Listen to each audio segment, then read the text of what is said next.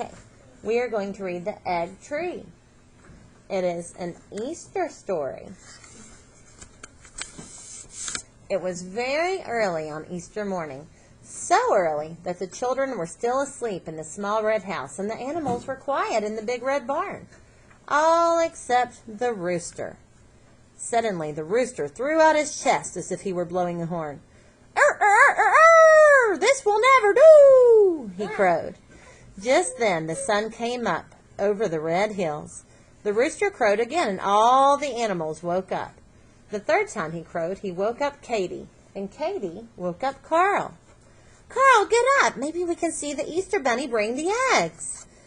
Katie and Carl tiptoed across the floor to the window and flung open the shutters. How good the outdoors smelled, and how lovely the garden looked. "The bunny hasn't come yet," said Katie. "See, there are the flower petals I put for him on the lawn. He hasn't eaten one." Carl laughed. "I don't believe the Easter bunny eats flower petals. If you want the Easter bunny to come, you have to whistle for him like this." "Shh," said Katie. "Grandmom said we mustn't wake up our cousins till it's time for the egg hunt." "But there won't be any egg hunt if the bunny doesn't bring the eggs," said Carl. He whistled again, a bit louder. He hoped his cousins in the next bedroom would hear him and get up. Then they, too, could see the bunny bring the eggs. Do you think it works that way? No. Have any of you seen the Easter bunny bring eggs? No, never. If the bunny hears you, he'll just go away. Right. The Easter bunny is shy. He's so shy, right. Carl and Katie leaned out the window. The morning was full of sounds. Birds twittered, cows mooed, horses neighed, pigs grunted, geese honked, and hens cackled. Church bells rang out from the village over the hill, but still the Easter bunny did not come. Once there was a rustle under the big lilac bush, but it was only the cat. "Whistle just once more, please, Carl," Katie said. This time Carl whistled with all his might. That means as hard as he could. Suddenly, Katie put her hand over his mouth. "Shh, Carl. There's the Easter bunny in the garden, and he's nibbling the flower petals." The children held their breaths. How the bunny bounced about the flower beds and burrowed in the bushes. At last he bounded out of sight behind the barn. "Come on, Katie," said Carl. "Let's wake everybody up." He ran down the hall calling, "Susie, Lukey, Johnny, Apollonia."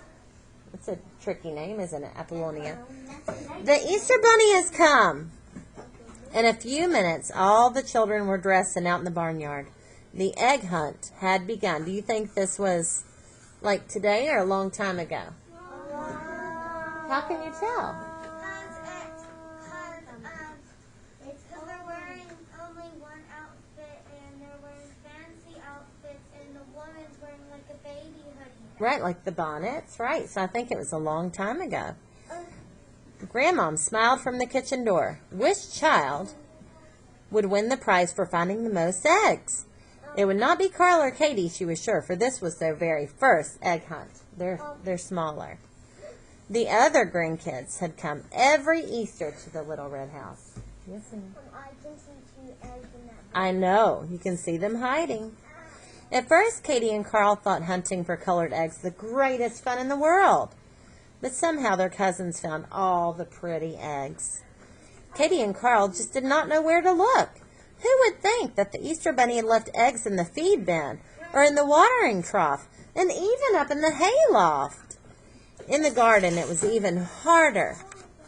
Look, see? There they are. But, bigger kids have been hunting eggs for longer, right? And sometimes it's easier for them to find them. So I think Carl and Katie are having a little bit of trouble. And look. Let's watch it. The eggs look so much like the colored flowers. But at last, Carl found a nest of 3 eggs in a magnolia tree.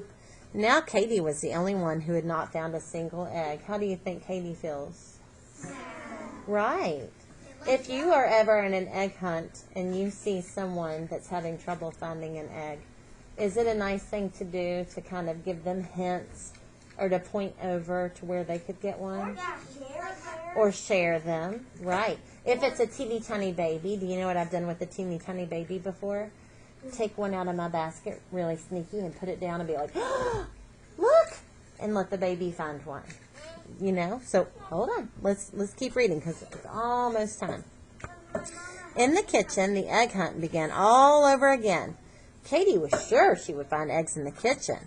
But here, too, the Easter Bunny had left eggs in the strangest places. In the clock case, and the cookie cutters, and even under the butter churn. That's the butter churn. Katie began to run around and around like a waltzing mouse. If only she could just find one egg. Even little Apollonia had found an egg and was already eating it. So sometimes you can make eggs, like you boil the water and you boil the eggs and you color them, and then you can eat them after if you want. And guess what? Hooray! I found another egg, shouted Carl, running out of the stair closet. I have the most. Uh-oh, is that nice? No, I have, said Luke. He lifted a purple egg from the teapot. I have 5. Round and round the kitchen ran Katie, but now she wanted only to run away and hide. She felt so silly. Just then she saw the attic stairs. Maybe the Easter Bunny had left the eggs for her in the attic. Oh, sorry. Wrong button. Just then she saw the attic stairs. Maybe the Easter Bunny had left eggs for her in the attic. Katie began to climb the creaking stairs. Yes, Shayna? When someone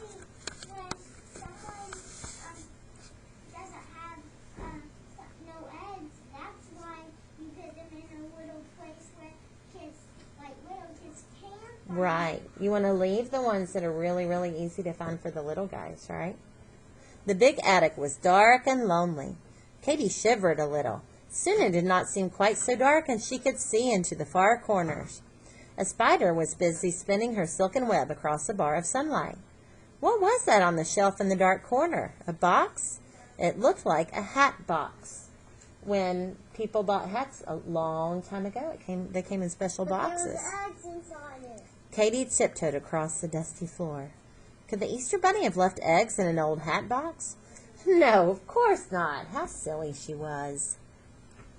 She climbed up on a chest and lifted the lid of the hat box. And there were eggs, all packed snugly in an old beaver hat. It must have been a long time since someone had put them away. Katie took out the eggs carefully. 1, 2, 3, 4, 5, 6. What beautiful colors! And there were pictures on the eggs. Katie took the hat full of eggs and walked slowly down the stairs. Why would she walk slowly down the stairs? They could drop and bust. Right. The Easter Bunny had not forgotten her after all. She was sure that she had won the prize. But there was Carl in the kitchen with a whole pile of eggs on the table. He was very excited. I found 12 eggs. I've won. I found 6, Katie said, and put her hat full on the table beside Carl's.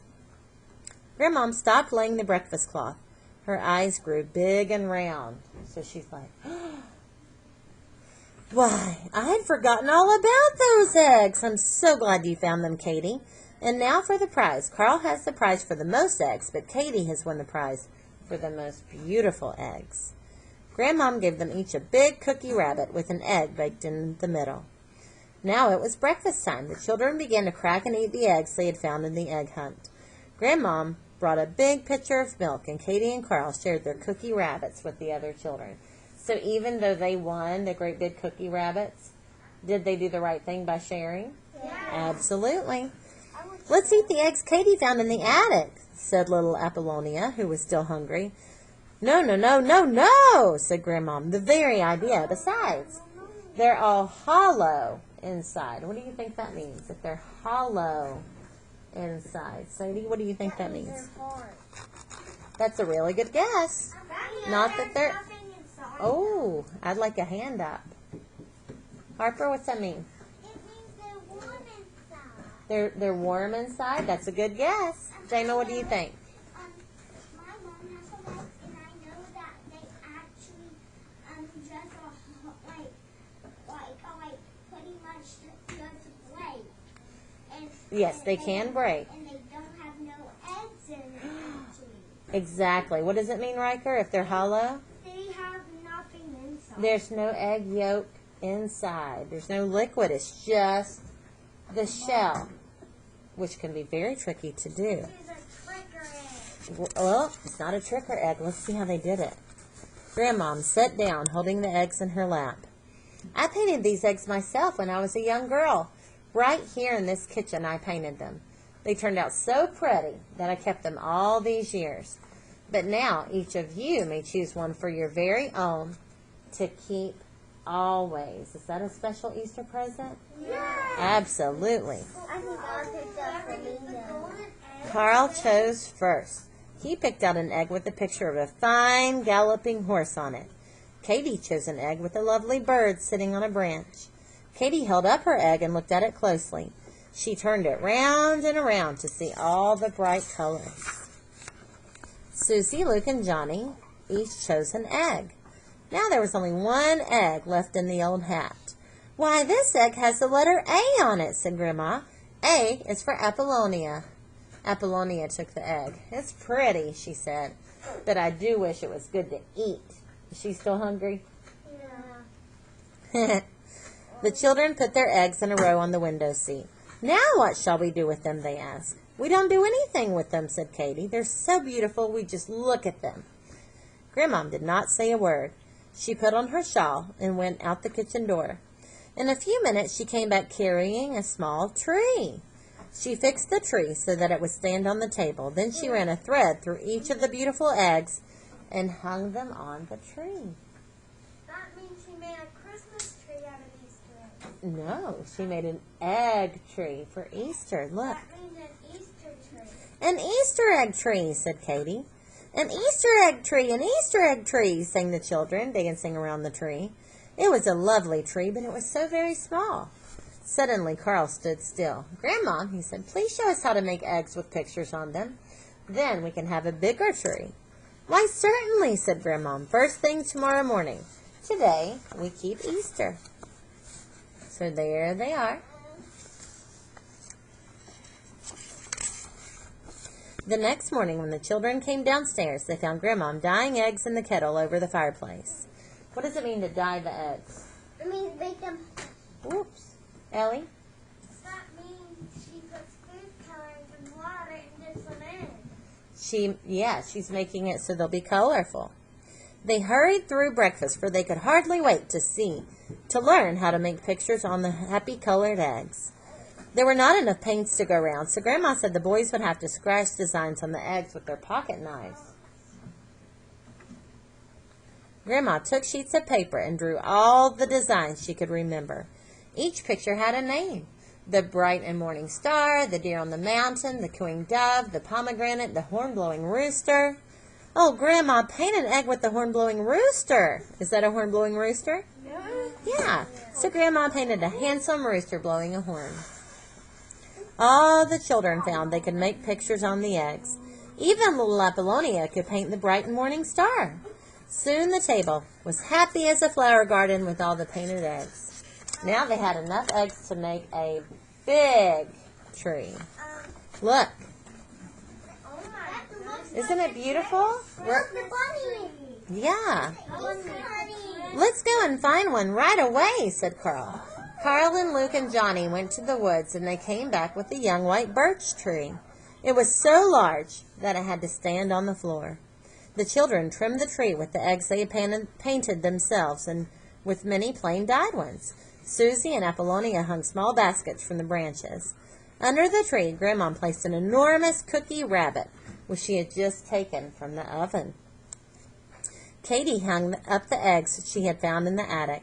If she had not found those eggs, they would never have an egg tree, Grandma said. Katie felt very proud as she hung her egg with the lovely bird on the topmost branch. That means on the highest branch. You okay, honey? My mama helped me find It is such a beautiful tree, said Katie. I wish that everyone in the world could see it. That's for someone that Yes, said Grandma. It makes the body feel as the spring has come right into the house. We must give a party for it. You think that's a great idea?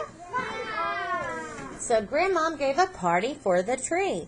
All the children from all the farms about were all invited. So all the kids from the farms nearby. That was a big deal back then. An egg tree, they said. We've never seen a tree that grows eggs on its branches. Is that what happened? Did it grow eggs on its branches? No. The children went home and told their fathers and mothers about it. The fathers and mothers all came to see the wonderful tree in the little red house. Next Easter we'll have a bigger tree, Katie said. A really big tree, said Carl. Next year the children began weeks ahead of Easter to trim the egg tree. This time the tree was so tall that it touched the top of the ceiling. Hundreds of eggs, oh my, hung from its branches.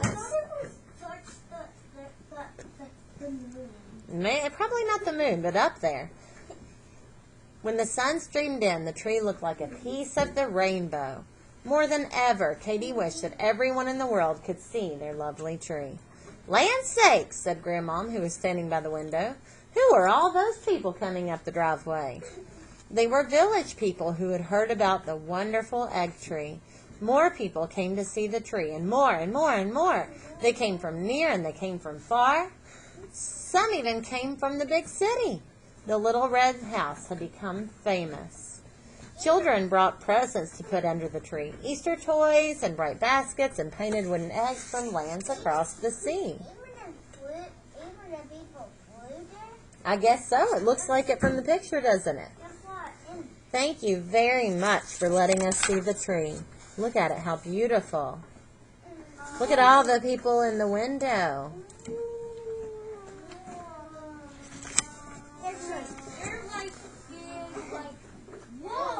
Yeah. Thank you very much for letting us see the tree, the visitor said. And now we're going home to make our very own Easter egg tree. Grandmom looked very pleased. That's just fine, she said. There's nothing like an Easter egg tree to bring spring into the house. A happy Easter to you all. When all the visitors had gone, the little red house seemed very quiet. The children sat on the floor and played with the presents spread out under the tree. Suddenly, Katie ran up to Grandma and hugged her. Oh, Grandmom, she said, everybody in the world really did come to see our egg tree, didn't they? Grandmom laughed. A body would think so to look at this floor, she said. Then she took up her broom and began to sweep briskly, so she's sweeping up that messy floor. Tomorrow would be Easter, and the house must be fresh and clean. Katie ran out of the doors and picked some flowers in the garden. She scattered the bright-colored petals on the lawn for the Easter Bunny's breakfast. It would never do to forget the Easter Bunny, for the Easter Bunny had not forgotten her. Did you like that story? Yeah. Is it Lisa? You all did a really good job.